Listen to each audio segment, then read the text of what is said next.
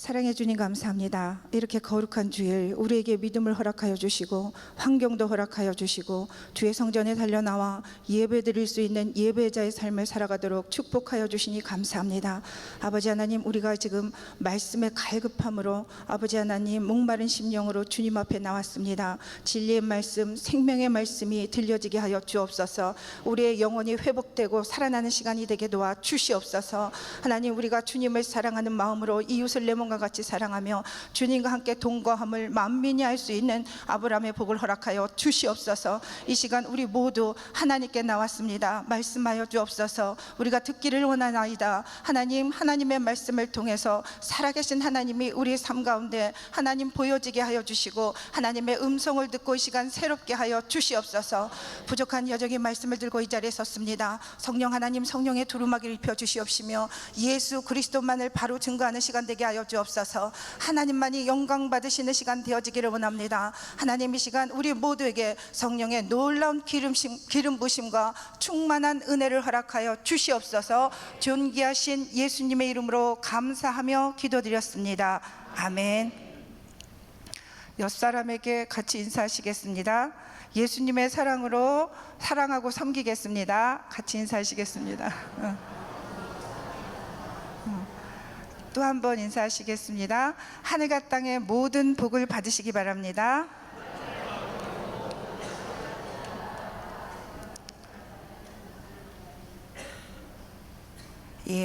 오늘 출애굽기 이 10가지 재앙의 말씀은 우리가 성경을 읽을 때마다 나와 상관이 없는 말씀처럼 느껴지는 부분입니다. 그런데 성경 66권은 세상 사람에게 주신 것이 아니라 바로 믿는 우리들에게 주신 말씀입니다. 그러니 출애굽기 10가지 재앙도 사실은 우리에게 주시는 말씀이에요. 영적으로 애굽은 세상 나라를 상징하고 바로는 마귀를 상징한다고 담임 목사님과 원로 목사님께 우리는 너무 많이 들어서 잘 알고 있습니다.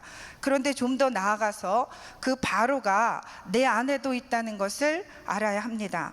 왜냐하면 하나님의 말씀을 듣고도 순종하지 않으려는 바로와 같은 죄가 우리 모두에게 있기 때문입니다. 그러므로 바로는 하나님 말씀에 불순종하며 이 세상에서 왕노릇하려는 내 안의 죄를 상징하고 있습니다.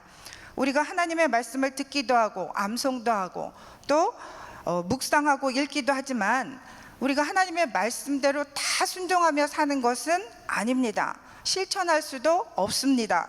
내가 순종하고 싶은 것만 순종하고 또 내가 듣고 싶은 것만 듣는 교만이 우리 누구에게나 있기 때문입니다.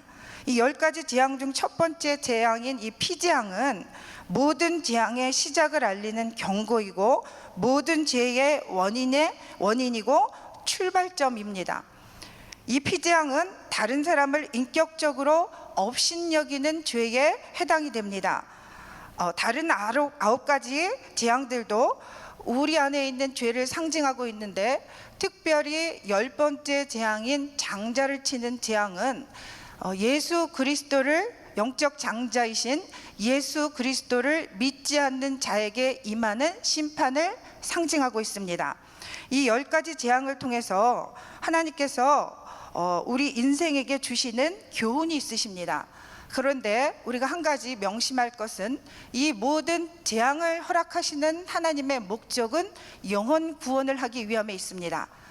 이스라엘 민족을 애굽 땅에서 출애굽시키고 구원하시고자 하시는 목적이 있으셨던 것처럼 나머지 우리 모두에게도 하나님을 믿는 예수님을 믿는 우리에게도 하나님 말씀대로 살아가고 있지 않는 우리에게도 재앙이 임하면 그 재앙을 통해서 너 한번 죽어봐라 이것이 목적이 아니라 그 재앙을 통해서 하나님 품으로 돌아와라, 예수 그리스도의 말씀에 순종하라, 내가 너를 구원하고 축복하기를 원하노라. 이것이 하나님이 믿는 우리에게 주시는 재앙의 목적입니다.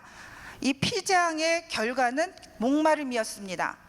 그러므로 인생의 목마름의 문제를 해결하려면 어떻게 해야 하는지 3가지로 은혜를 함께 나눠보려고 합니다. 첫째, 모든 사람들을 인격적으로 존중해야 합니다. 다 같이 시작. 모든 사람을 인격적으로 존중해야 합니다. 피재앙은 다른 사람을 업신여기는 죄에 해당이 된다고 그랬어요. 그러면 인생의 목마름을, 피재앙은 목마름을 상징하는데 인생의 목마름을 해결하기 위해서는 다른 사람을 인격적으로 존중해야 합니다. 왜냐하면 모든 사람들은 그의 모습이 어떠하든지 하나님의 형상으로 창조되었기 때문입니다. 구약 성경에서 피는 생명이라고 말씀하시는데 레위기 17장 14절의 말씀을 보시겠습니다. 다 같이 합독하십니다. 시작. 모든 생물은 그 피가 생명과 일체라. 그러므로 내가 이스라엘 자손에게 이르기를 너는 어떤 제 피를 먹지 말라 하였나니 모든 육체의 생명은 그것의 피인즉 그 피를 먹는 모든 자는 끊어지리라. 이렇게 육체의 피가 생명과 하나이기 때문에 피를 먹는 것은 하나님 보시기에 살인죄에 해당이 되는 것입니다. 육체의 피가 생명을 뜻하는 것이라면 하나님의 형상으로 지음받은 인간의 영적인 생명은 인격 존중에 있습니다. 인간은 하나님의 창조하신 창조물 중에서 하나님의 형상대로 지으신 유일한 피조물입니다. 하나님의 형상대로 지었다는 것은 우리의 모습이 하나님을 닮았다는 것이 아니라 우리의 인격이 하나님의 인격을 닮았다는 것을 말합니다. 그래서 인간은 돈이 많아도, 명예가 있어도, 사랑하는 가족이 있고 살 집이 있어도 다른 사람에게 인격적인 모욕을 당하면 살고 싶은 마음이 없어지는 것입니다. 인간으로서 살아야 할 이유와 가치를 잃어버리게 되기 때문입니다. 그러나 인간은 모든 상황 속에서 자기중심적으로 다른 사람을 인격적으로 무시하고 삽니다. 예를 들어서 키가 작은 사람이 키 큰 사람을 보면 멀대같이 키만 크고 싱겁다고 무시합니다. 키 큰 사람은 키 작은 사람 보면 난쟁이 똥자루만하다고 무시합니다. 그리고 나이가 어린 사람을 보면 나이 많은 사람들은 머리에 피도 안 마른 것이 뭘 알겠냐고 무시합니다. 그리고 나이가 어린 사람은 또 나이가 많은 사람들을 보면 잔소리하고 귀찮고 힘없는 노인이라고 또 무시합니다. 남자는 또 여자를 보면 여자가 여자 주제에 가만히 있으라고, 여자가 뭘 하냐고 또 무시를 합니다. 그러면 또 여자는 생각이 단순한 남자에게 머리는 폼으로 달고 다니는 게 아니니까 생각 좀 하고 살라고 또 남자를 무시합니다. 우리는 어떤 상황에서든지 상대방을 인격적으로 무시할 수 있는 만반의 준비와 지혜를 다 갖추고 삽니다. 그래서 인격적으로 다른 사람을 무시하는 것이 우리의 몸에 배어 있습니다. 누구든지 다 이런 일을 합니다. 이런 식으로 서로 무시하기 때문에 가정이 하나가 되지 못하고 사회가 하나가 되지 못하고 그리고 내가 속한 교회와 공동체가 하나가 되지 못하는 것입니다. 아내가 남편을 무시하고 남편이 아내를 무시하는데 그 가정이 행복할 리가 없습니다. 그런데 그 무시하면서도 본인이 상대방에게 상처를 준다는 생각을 하지 못하고 살아갈 때가 많이 있습니다. 지금 내가 인간관계 문제로 힘들어하고 있다면 내 자신을 한번 뒤돌아보아야 합니다. 그리고 나와 관계가 불편한 그 사람과 하나가 되기 위해서 내가 먼저 상대방에 다가가서 그를 섬기고 존중해 주어야 합니다. 인생의 목마름을 가져다주는 피재앙은 다른 사람을 인격적으로 업신여기는 죄로 인하여 생기는 재앙이기 때문입니다. 그럼 인생의 목마름을 해결하기 위해서 다른 사람을 인격적으로 존중하는 것이 첫 번째 요구 조건이라면 두 번째는 다 같이 함께 읽으시겠습니다. 시작. 내가 의지하는 세상 것들을 내려놔야 합니다. 이렇게 애굽에 임한 피재앙으로 인해서 물을 마실 수가 없는 이런 재앙은 인생의 목마름이 또 다른 원인이 우상 숭배의 죄 때문이라는 것을 말씀하고 있습니다. 애굽의 바로에게 임한 이 10가지 재앙은 사실 애굽인들이 섬겼던 신들입니다. 이 10가지가. 그래서 이 첫 번째 재앙인 피재앙은 나일강의 신 하피가 나일강의 범람을 일으켜서 애굽의 풍요를 가져다 준다고 믿고 섬겼기 때문에 임한 재앙이었습니다. 애굽의 바로가 15절에 보면 아침에 물 있는 곳으로 나왔다고 말씀하고 있는데 이것은 이른 새벽부터 하피에게 제사를 드리기 위하여 나온 것이었습니다. 이러한 우상 숭배의 죄의 결과로 애굽에 있는 모든 사람들은 물을 마실 수 없게 되었습니다. 애굽의 고센 땅에 살고 있었던 이스라엘 민족에게도 동일하게 임했던 재앙입니다. 그 파리 재앙 때부터는 하나님이 이스라엘 땅, 고센 땅을 구별하시지만 그 전에 임한 재앙들은 애굽 사람뿐만 아니라 이스라엘 백성 모두에게 임했던 재앙이었습니다. 나에게 돈이 우상이면 돈 때문에 나를 희생하여 섬겨준 부모도 죽이기도 하고, 인간은 내 피와 살을 나는 육신의 형제와 원수가 되기도 합니다. 명예가 우상이면 나를 인정해주지 않는 사람을 대적합니다. 나를 인정해주지 않는 사람을 싫어할 수밖에 없는 것이 우리의 연약한 모습입니다. 쾌락이 우상이면 내가 다른 사람에게 고통을 주면서도 간음, 도박, 술 중독, 게임 중독, 그 외에 여러 가지 쾌락적인 중독에 의해서 내 이웃과 가족들에게 고통을 안겨줍니다. 그런데 하나님을 떠나 사는 인생들은 이러한 재앙을 당할지라도 내가 무엇이 잘못됐는지, 그리고 하나님 앞에 돌이켜야 하는지 어떻게 살아야 하는지를 깨닫지를 못합니다. 19절과 21절의 말씀을 보면, 19절과 21절의 말씀을 잠깐 띄워주시겠습니다. 19절의 말씀과 21절의 말씀을 보면 밑부분에 끝에서 두 번째 보면 피가 애굽 온 땅과 나무 그릇과 돌 그릇 안에 모두 피가 있으리라. 그리고 21절 말씀 잠깐 보여주세요. 21절 다 같이 시작. 나일강에 고기가 죽고 그 물에서는 악취가 나니 애굽 사람들이 나일강 물을 마시지 못하며 애굽 온 땅에 피가 있으나, 애굽 온 땅에 피가 있었다고 성경은 두 번을 반복해서 강조하고 있습니다. 이 애굽 온 땅은 마태복음 13장에 씨 뿌리는 자의 비유를 보면 땅은 사람의 마음을 상징합니다. 그래서 하나님을 떠나 사는 인생들의 마음은 피, 즉 죄와 상처로 더럽혀져 있음을 상징하는 것입니다. 애굽 땅은 하나님을 떠나 있는 사람들의 마음을 상징합니다. 이렇게 죄로 인해서 받은 마음의 상처는 다른 사람들을 존중하지 못하도록 만드는 원인이 되기도 하며 이 죄의 굴레로 계속 이어져 가기 때문입니다. 그래서 우리가 인생의 목마름을 해결하기 위해서는 내가 인격적으로 다른 사람을 지금 무시하고 있는지, 부부관계가 힘들어졌다면 내 배우자를 내가 마음속으로 무시하고 있는지 자신을 돌아보아야 하고, 내가 하나님이 아닌 썩어 없어질 세상 것들 그 무엇을 하나님보다 더 사랑하고 있는지 자신을 한번 돌아보아야 합니다. 우리는 다른 사람을 무시할 때 그 사람이 모른다고 생각하지만 무시하는 거는 강아지도 알아요. 자기를 이뻐하면 강아지는 꼬리가 떨어져라 흔들어져 끼지만 자기를 미워하고 무시하는 사람이 나타나면 꼬리를 숨기고 도망을 갑니다. 그런데 하나님의 형상을 지음받은 인간이 나를 무시하는 것을 왜 모르겠습니까? 부부지간에 문제가 생긴다면 인격적으로 상대방을 멸시하고 무시하는 자신의 죄가 있음을 인정하고 뒤돌아서야 합니다. 그리고 내가 하나님이 아닌 썩어 없어질 세상 것들을 더 사랑하고 섬기고 있다는 것을 자신이 깨달아야 합니다. 세 번째, 목마름을 해결하기 위한 세 번째 요구 조건이 있습니다. 세 번째 대지를 띄워주세요. 시작. 말씀이신 예수님께로 돌아와야 합니다. 이것은 한마디로 하나님 말씀에 순종하는 삶을 의미합니다. 애굽의 바로는 모세가 가서 하나님의 말씀을 전했지만 전혀 듣지를 않았습니다. 하나님의 말씀을 우리도 전혀 듣지 않고 귀 기울이지 않고 내가 듣고 싶은 것만 골라서 듣고 내가 실천하고 싶은 것만 골라서 실천하고 있다면 애굽의 바로와 동일한 죄를 범하는 죄인이라는 것을 제가 앞서 말씀드렸습니다.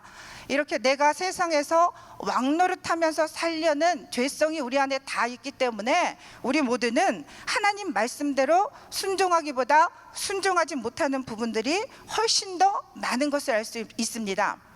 원수를 사랑하라. 저는 이 말씀을 처음에 들었을 때 에이 말도 안 돼. 어떻게 원수를 사랑해? 이거는 절대 말도 안 되는 소리야. 이런 생각을 하면서 들었고요. 나보다 남을 더 낮게 여기라. 이런 말씀, 이웃을 내 몸과 같이 사랑하라. 여러분의 이 말씀들을 하나하나 다 실천하고 살고 계십니까? 말씀을 우리는 익히 잘 알고 있습니다. 그러나 실천을 못하고 있으면서 그것에 대한 하나님 앞에 회개하는 마음은 사실 거의 없습니다. 왜냐? 내가 할 수 없는 것을 요구하신다고 생각하고 있기 때문입니다. 그러나 내 인간 노력으로는 그것이 불가능하지만 하나님이 도우시면 가능하다는 생각까지 우리가 하기는 매우 어렵습니다. 그래서 하나님의 도우심을 구하고 하나님 말씀대로 순종하며 살기 위해 몸부림쳐야 하는 숙제가, 과제가 우리에게 있는 것입니다. 피재앙으로 인한 목마름의 심판은 애굽과 이스라엘 사람 모두에게 임한 재앙이라고 말씀을 드렸습니다. 이 당시 이스라엘 사람들은 애굽의 고센 땅에 구별하여 하나님께서 살게 하셨습니다. 그런데 이것은 영적으로 무엇을 상징하냐면 하나님을 믿기는 하지만 이들의 마음은 세상 나라에 있었다는 것을 상징합니다. 그러니까 하나님의 나라, 이스라엘 땅, 거룩한 땅은 예배하는 땅이고 그 땅은 예수 그리스도를 상징합니다. 그리고 예수 그리스도, 이스라엘 땅에 있는 것은 하나님의 말씀 가운데 거하는 것을 상징하기도 합니다.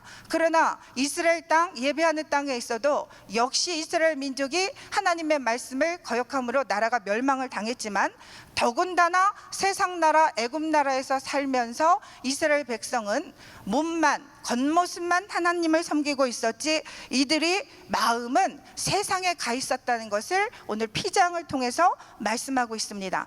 이스라엘 백성과 마찬가지로 우리도 우리의 육체가 세상 나라의 세상 사람들과 함께 뒤섞여서 살고 있습니다.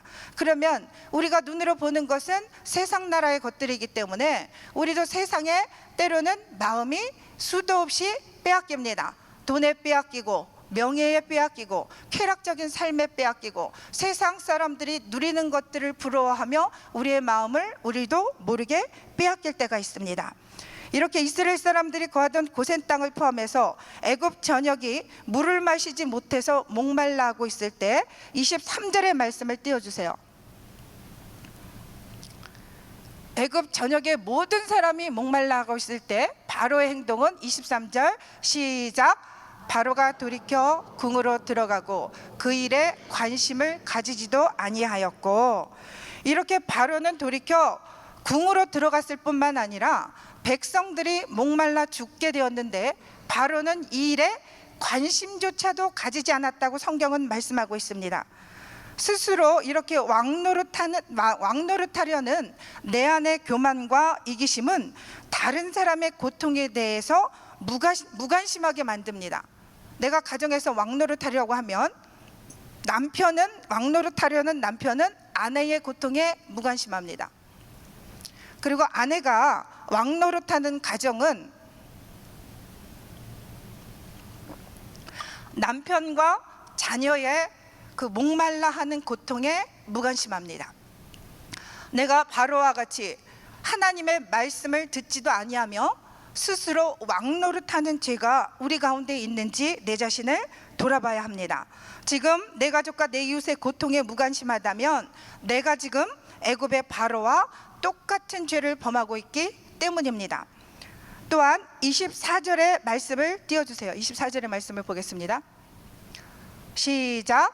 애굽 사람들은 나일 강물을 마실 수 없으므로 나일 강가를 두루 파서 마실 물을 구하였더라.